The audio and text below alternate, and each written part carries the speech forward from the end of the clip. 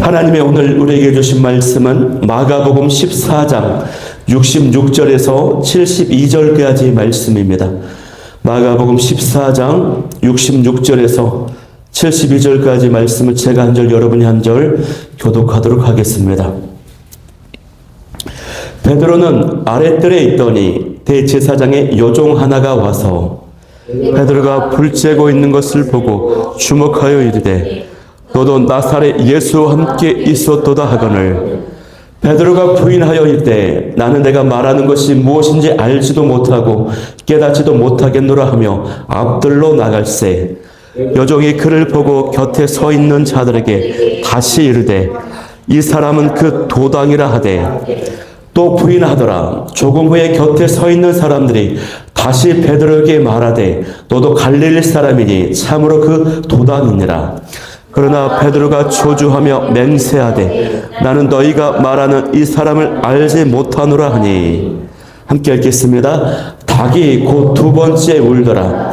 이에 베드로가 예수께서 자기에게 하신 말씀 곧 닭이 두 번 울기 전에 내가 세 번 나를 부인하리라 하심이 기억되어 그 일을 생각하고 울었더라. 아멘. 네, 안녕합니다. 축복합니다. 저는 오늘 이 시간에 예수의 말씀이 기억되어라는 제목을 가지고 오늘 말씀을 나누도록 하겠습니다. 오늘 본문은요, 이 베드로가 예수님을 세 번씩이나 부인한 이 사건이 기록되어 있습니다. 그리고 이 본문의 내용은 4개 복음서에 동일하게 다 기록이 되어 있어요. 그만큼 이 내용이 중요하고 또 복음서를 읽는 독자들에게 시사하는 바가 크다라고 하는 것을 보여주는 것입니다. 예수님은 겟세마네 동산에서 간절히 기도하신 후에 바로 군병들에게 체포되어서 붙들리고 말았습니다. 그런데 예수님께서 붙들려서 끌려가는 과정 가운데 이 믿었던 베드로가 안타깝게도 예수님을 3번씩이나 부인을 합니다. 여러분, 베드로가 누구입니까? 예수님의 선택을 받은 특별한 사람이에요. 그는 제자들이 다 예수님을 배반할 것이라는 경고를 듣고도 모두가 예수님을 버려도 나는 예수님을 버리지 않겠다라고 호언장담을 했던 사람입니다. 그런데 그 말을 마치고 불과 몇 시간이 지나지도 않았는데 3번씩이나 예수님을 모른다고 부인을 하는 것이죠. 여러분, 베드로가 왜 이렇게 예수님을 부인했을까요? 그 원인은 사실 여러 가지가 있습니다. 입체적으로 보면요, 굉장히 많은 요인들이 있어요. 그러나 우리가 조금 더 이 본문에 기록된 내용으로, 이 내용을 중심으로 특히 예수님께서 베드로가 부인할 것이라고 예고를 한 다음에 이외의 본문 기록들을 중심으로 살펴보면은 한 2가지 정도로 묵상을 할 수 있을 거라 생각이 되어요. 첫 번째는 영적인 무지함으로 인해서 이 말씀과 기도에 실패했기 때문에 그렇습니다. 예수님께서 구약 성경의 그 예언대로 내가 목자를 치리니 그때 양이 흩어질 것이다라고 하면서 너희가 다 나를 버리리라 라고 예수님의 말씀을 하셨거든요. 그런데 베드로가 그 말씀을 귀담아 듣지 않은 것입니다. 다 버려도 나는 그러지 않겠다라고 했어요. 이것은 물론 베드로의 진심이었습니다. 그러나 베드로는요, 몰랐던 것이 있어요. 그건 뭐냐면 지금 자기 앞에 기다리고 있는 것은요, 자신의 어떤 인간적인 의지, 어떤 결단, 이것으로 어떻게 해볼 수 있는 영역이 아닌 영적인 어떤 전쟁, 또 영적인 영역에 해당이 되는 것을 몰랐다는 것입니다. 그리고 예수님의 시험에 들지 않도록 깨어 기도하라 그랬는데 기도하지 않았어요. 말씀과 기도에 실패해서 영적인 영역에서 실패하고 만 것입니다. 여러분, 많은 사람들이요, 신앙생활이라고 하는 것을요, 타고난 성품으로 합니다. 기본적으로 타고난 어떤 책임감이 있고 성실함이 있어요. 어떤 좋은 기질이 있어요. 그것으로 신앙생활을 잘 할 수 있다라고 생각을 합니다. 그러나 신앙생활은요, 그렇게 하는 것이 아니에요. 말씀과 기도, 믿음의 영역이 내면에 세워지지 않으면, 견고히 형성되지 않으면 위기가 왔을 때 금세 넘어지고 만다는 것입니다, 여러분. 그래서 여러분, 우리는요, 나의 어떤 타고난 성실함, 책임감, 순종적인 어떤 기질, 어떤 의지, 능력, 이걸로 영적 영역에서 승리하고자 하지 마시고 말씀과 기도로, 믿음으로 꼭 영적인 생활, 신앙생활에 승리할 수 있는 저와 여러분이 되길 소망합니다. 베드로가 또 넘어지게 된 두 번째 이유는 뭐냐면 베드로와 예수님과의 간격이 벌어지기 때문에 그래요. 다시 말하면 베드로가 예수님으로부터 멀리 위치해 있었다라고 하는 것입니다. 예수님의 체포를 당하셔서 대제사장의 집으로 끌려갈 때 베드로가요 뒤에서 멀찍이 따라갔다라고 기록이 되어 있어요. 어제 본문에 보면 54절 큐티 본문에 나와요. 그런데 오늘 또 보면은요 어떻습니까? 베드로가 아랫뜰에 있다라고 기록되어 있어요. 아랫뜰에 있다. 여러분, 예수님이 대제사장의 집에 끌려갔습니다. 집 안에서 신문을 지금 당하고 계세요. 그런데 요한복음 말씀을 함께 보면은 예수님의 제자 중에 요한이 대제사장과 개인적으로 친분이 있는 사람이에요. 그래서 이 요한을 이제 베드로가 요한을 따라서 대제사장의 집에 들어갈 수가 있었어요. 그런데 요한은 예수님의 신문 당하시는 그 집 안까지 함께 들어갔어요. 그러나 베드로는 거기에 들어가지 못하고 그 바깥, 집 밖에 있는 마당이라고 할 수 있죠. 바깥뜰, 아랫뜰, 안뜰, 거기에 있는 겁니다. 머물고 있는 거예요. 그런데 여러분, 그 아랫뜰이라고 돼 있죠. 이 뜰이 어떤 현장인지를 알아야 돼요. 이 뜰은요, 지금 예수님을 배척하는 사람들이 자연스럽게 모여서 불을 쬐면서 예수님을 비웃고 조롱하는 현장이에요. 대제사장의 그 영향권 아래에 있는 그 종들과 하속들이 모여서 붙잡혀온 예수님을 비난하고 비웃고 조롱하는 그런 대화들을 지금 오고 가는 것입니다. 여기에 베드로가 지금 있는 것이에요. 이들은 분명 예수님을 미친 사람 취급하면서 예수님을 막 조롱했을 거예요. 이때 베드로는요, 그 이야기를 들으면서 예수님이 어떤 분이신지 예수님의 그 사랑과 인자하심과 그 은혜에 대해서 증거할 기회가 있었는데 그러지 않고 베드로가 이 사람들이 너무 두려운 것입니다. 자기도 붙잡힐까 봐 두려워가지고 입을 꼭 다물고 있어요. 예수님을 모른 채 하는 것입니다, 여러분. 여기에서 베드로가 넘어지고 부인하게 된 결정적 이유가 여기 있었다라고 하는 것입니다. 차라리 베드로가 이곳에 있지 말고 홀로 도망을 쳐서 아니면 다른 사도들과 함께 모여서 기도를 하거나 수습할 기회가 있었으면은 그러면 부인하지 않았을 거예요. 그러나 베드로가 예수님을 걱정이 돼서 따라가긴 하는데 또 세상도 두렵고 사람도 두려워서 적당히 거리를 두면서 여차하면 도망갈 수 있는 그런 거리를 두었다라고 하는 것입니다. 또 예수님이 신문 당할 때 곁에 있지 않고 적당히 거리를 두고 상황을 관망하고 있었다라고 하는 것이 이로 인해서요 큰 낭패를 보게 되는 것입니다. 하나님도 좋은데 세상도 좋아요. 그래서 한 발은 하나님을 향해 있고 한 발은 세상을 향해 있어요. 그래 갈수록 간격이 벌어지거든요. 그러면 여러분 우리 자녀들 어떻게 될까요? 다리가 어떻게 됩니까? 가랑이가 어떻게 돼? 찢어지게 되는 거지. 큰일을 겪게 됩니다. 그런데 오늘날에 많은 사람들이요, 이 아랫뜰에 있는 베드로와 같아요. 예수님을 믿고 있으면서 사람들 앞에서는 예수님을 모르는 채 하는 것이에요. 주일에는 예배를 드리고 예수님을 고백하지만 직장에서나 또 내가 사는 동네에서나 일터에서 학교에서 일주일이 지나도록 주변에 예수님에 대해서 한마디도 하지 않는 분들이 있어요. 이런 위선적인 모습, 예수님을 모른 채 하는 모습이요, 바로 베드로처럼 예수님을 부인하는 것입니다. 아랫뜰에서 그냥 눈치 보면서 모른 채 하고 있는 모습과 같다는 것입니다. 여러분, 저와 여러분은 일주일의 삶 가운데서 혹은 하루의 삶 속에서 예수님을 증언하고 있습니까? 아니면 내가 신앙 때문에 불이익을 당할 것 같아가지고 두려움 속에서 예수님을 모른 채 하고 있지는 않습니까?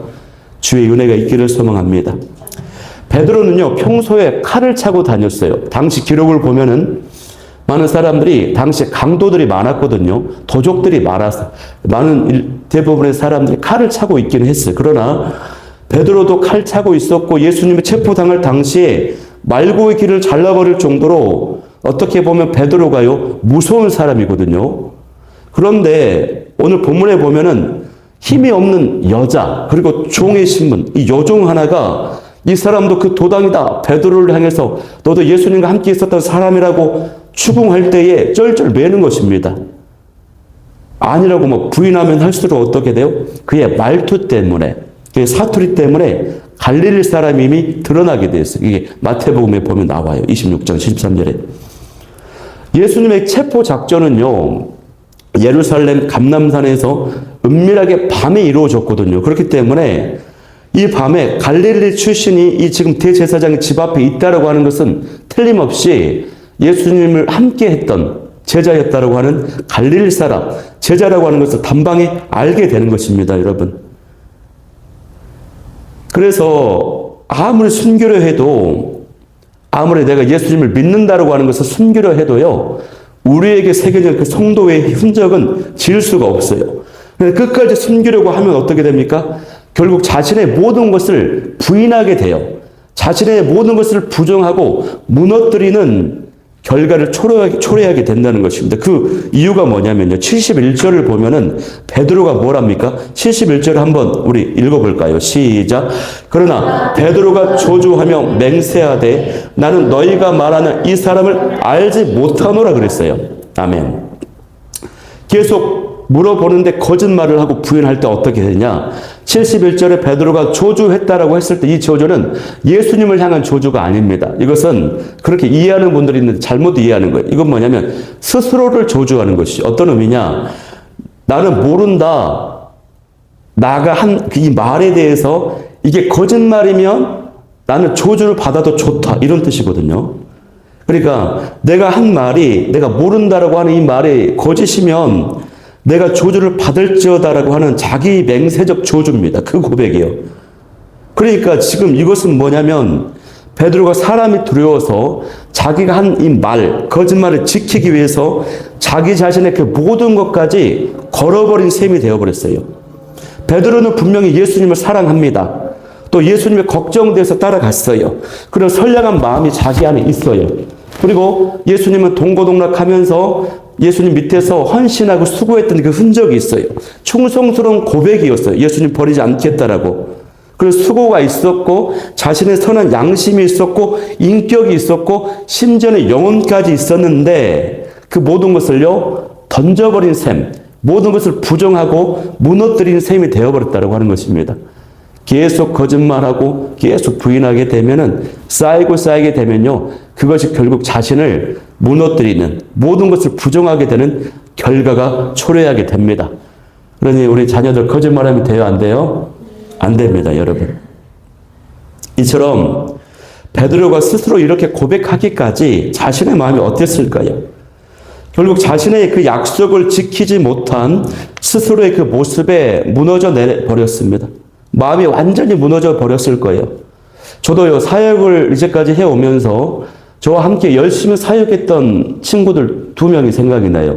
열심히 사역을 했는데 여러 가지 어려움을 당합니다. 교회로부터 상처를 받습니다. 갈등이 생겨가지고 결국에는요, 사역을 포기하고 던져버리더라고요. 그러면서 심지어는 나 예수님 안 믿는다고. 교회를 안 다니기로 한 친구들 제가 2명 봤어요. 근데 어느 날 지나니까 그 친구들이 그때 그 후회를 하더라고요. 내가 왜 그렇게 했을까? 완전히 막 자기 부정, 자기 완전히 그 내면에 그 견고한 그 지지 기반이 무너져 버리는 것이. 이때 누가복음 22장 61절의 기록을 보면 베드로가요. 이처럼 3번 부인을 합니다. 3번 부인을 할 때 누가복음의 그 기록을 보면 이때 예수님께서 베드로를 보셨다라고 그랬어요. 베드로를 보셨다라고. 예수님의 눈빛과 베드로의 눈빛이 마주친 것입니다. 이때 우리 예수님은 어떤 눈빛으로 베드로를 보셨을까요? 아마 너무나도 슬프셨을 거예요. 내 사랑하는 수제자가 나를 부인한다. 슬픔의 마음을 가지고 보시면서도 또 육신의 약함 때문에 부인할 수밖에 없는 베드로를 향한 그 불쌍히 여기는 그 연민의 마음, 궁일이 여기는 그런 눈동자로 아마 베드로를 보셨을 것입니다. 그렇게 예수님과 베드로가 눈빛이 마주쳤을 때에 72절의 말씀에 닭이 곧 두 번째 웁니다. 그때 베드로는요, 예수님이 자기에게 생각했던 그 말씀이 생각이 났어요. 부인하리라 하심이 기억되어 그 일을 생각하고 울었더라. 이 생각은 갑자기 생각이 떠올랐다라고 하는 의미가 아닙니다. 깊이 그 생각에 몰두했다라고 하는 것이 예수님의 그 말씀에 깊이 몰두가 되어서 사로잡혔다라고 하는 생각이에요. 몰입이 됐다. 사로잡혔다. 예수님의 말씀이 자신의 생각과 마음을 사로잡았어요. 그때서 자신이 얼마나 큰 잘못을 했고 자기가 얼마나 비겁했고 연약했다라고 하는 것을 깨닫게 됩니다. 그 감정이 가슴에 막 복받쳐 올라요. 여기 울었다라고 하는 것은 단순히 그냥 운 것이 아니에요. 애통하는 마음으로 통곡을 크게 했다라고 하는 뜻입니다. 가슴에 복받치고 슬픔이 넘쳐서 통곡을 하기 시작합니다. 이 순간 베드로가 완전히 무너져 버렸어요. 너무 마음이 아픕니다. 도저히 다시 일어설 수 없을 정도의 좌절이에요. 그러나 여기 울었다의 그 울음은요, 또 어떤 의미가 있냐면 회개했다라고 하는 의미가 있어요. 애통하면서 자신의 잘못을 회개했다라고 하는 이 의미가 들어있는 통곡이거든요. 그렇기 때문에 이 통곡이야말로 어떻습니까? 실제로도 베드로가 완전히 무너졌지만 이 통곡 때문에, 이 울었다라고 하는 이 기록 때문에 사실 베드로에게 다시 소망이 되는 순간인 것이에요. 다시 일어설 수 있는 기회가, 이 지점이 이 울음에 있는 거라고 하는 것입니다, 여러분. 여기에 이 베드로가 가룟 유다랑 다른 결정적 차이가 있어요. 가룟 유다는 후회만 했습니다. 그러나 베드로는요, 애통하는 마음, 눈물, 회개가 있었어요. 이것이 바로 소망의 시작이 되는 것입니다. 이 눈물이 있었기 때문에 베드로는 이후에 예수님의 부르심을 받고 회복되어서 위대한 사역자, 사도로 쓰임을 받게 되는 것이죠. 그래서요, 우리는 오늘 이 본문을 보면서 베드로가 실패하고 넘어졌구나, 3번이나 넘어졌구나, 이 말씀에 집중하기보다는 그가 넘어졌지만 회개하고 애통함으로 눈물 흘림으로 다시 회복되었구나, 이 사실에, 이 말씀에 저와 여러분이 더 집중할 수 있기를 소망해요. 여러분, 우리가 신앙생활을 하다 보면 하나님의 뜻대로 살지 못해서 넘어질 때가 있습니다. 죄를 지은 나 연약함 때문에 그렇게 눈물이 나올 때가 있어요. 저와 여러분은 분명히 예수님을 너무나도 사랑합니다. 그래서 예수님의 뜻대로 살고 싶어요. 그러나 넘어질 때, 죄를 짓게 될 때 그렇게 내 모습이 너무 연약하고 허물이 많아서 이렇게 막 고백할 때 있어요. 하나님 뜻대로 살고 싶은데 또 넘어졌어요. 정말 잘하고 싶은데 정말 잘 안 돼요. 그러면서 눈물을 흘릴 때가 많이 있어요. 저 그런 적 많거든요. 아마 여러분도 많이 있을 거예요. 제가 아는 강주에서 목회하시는 어떤 목사님이 계시는데 그분이 목회를 하기 전에 전직 깡패였어요. 깡패. 근데 이제 그래도 예수님을 만나가지고 신학을 해서 목회를 하는데 그래도 기질이 있잖아요. 깡패 기질. 그러다가 목회하다가 성도들과 대판 크게 싸움을 벌였어요. 그 싸움 이후로 이분이 너무나도 상심이 돼가지고 밤에 모텔에 들어가가지고 편의점에서 소주 한 5병을 사가지고 모텔에 들어갑니다. 그러면서 술을 막으면서 하나님, 저 정말 안 되네요. 정말 목회를 바르게 하고 싶은데 전직 그 깡패 기질이 나와서 성도들을 아프게 했다고, 저는 목회 못하나 봐요 하면서 술을 먹으면서 이제 만취 상태가 돼서 거의 통곡하며 우는 거예요, 혼자 모텔에서. 근데 그런 감동이 막 들어지는 거예요. 술이 들어가니 안에 성령님이 계시는데 얼마나 성령이 아프시겠어요. 이런 감동이 오는 거예요. 아프냐? 나도 아프다. 그런데 네가 술을 먹어 제끼니 네 안에 있는 내가 너무 마음이 아프다. 그런데 아파도 나는 너 안에서 떠나지 않을 거야. 너와 항상 함께 할 거야. 이런 감동이 이제 막 들어지는 거예요. 그러면서 다시 이제 회복이 돼서 목회를 지금 잘하고 계시는 목사님이 계세요. 여러분, 우리가 물론 넘어질 수 있지만 그때 통곡하고 눈물 흘리고 회개하는 것, 이 모습을 하나님이 매우 기뻐하신다고 하는 사실입니다. 우리가 예수님을 부인하고 넘어진 것 자체보다 더 큰 문제는 그 모습 이후에 통곡이 없어요. 눈물이 없어요. 회개가 없어요. 이것이 더 큰 문제라고 하는 것이에요. 애통함이 있다면, 회개의 마음이 있다면 예수님이 다시 일으켜주세요. 저도 군대 갔을 때 주일 성수를 하지 못했어요. 그리고 쫄병일 때에 예수님을 믿는 태를 내지 못했어요. 그것 때문에 혼자 굉장히 자학하며 화장실에서 많이 울었어요. 그때가 막 생각이 나요. 그런데 그렇게 한 번은 회개하고 울었다고 해서 하루아침에 변화되지 않습니다. 그러나 또 넘어집니다. 그때 또 눈물 흘리고 회개하고 하나님 은혜 주세요. 저는 정말 하나님 뜻대로 살고 싶은데 제 능력으로 안 돼요. 도와주세요. 다시 고백하며 결단하면 다시 또 하나님 힘 주십니다. 또 넘어집니다. 또 웁니다. 이것이 계속 반복이 되다 보면 어떻습니까? 결국에는 어느 날 나의 영혼은 나의 눈물을 먹고 자라나게 됐어요. 영적으로 훌쩍 성장하게 돼 있다는 것입니다. 그러므로 내 영혼의 모습을 보고도 눈물이 없다라고 하는 사실, 이것이 더 큰 문제거든요. 그러므로 혹시 과거의 연약함이나 실수가 생각나거든 애통함으로 회개하고 다시 회복하는 저와 여러분이 될 수 있길 소망합니다. 나도 베드로처럼 얼마든지 넘어지고 무너질 수 있는 연약한 존재임을 알고 시험에 들지 않도록 깨어 기도하길 소망합니다. 그러나 더 중요한 거, 넘어졌을 때 애통함과 회개함으로 다시 주님 앞에 나아가고 시작할 수 있는 저와 여러분이 될 수 있기를 간절히 소망합니다. 오늘 이 말씀 붙잡고 기도할 때 기도 제목 3가지. 첫 번째, 타고난 성품이나 어떤 성실함이나 기질이나 책임감으로 살지 않고 말씀과 기도로 영적 영역에서 승리하게 도와주옵소서. 두 번째는 예수님과의 간격을 좁히고 예수님과 일치되게 하시고 세상과 사람을 두려워하지 않게 하여 주옵소서. 세 번째는 넘어졌을지라도 애통함과 눈물과 회개를 통해 점점 성장하고 다시 시작하는 은혜가 있게 하여 달라고 이 기도 제목 가지고 우리 성령 하나님 나를 만지소서 찬양하며 나아가도록 하겠습니다.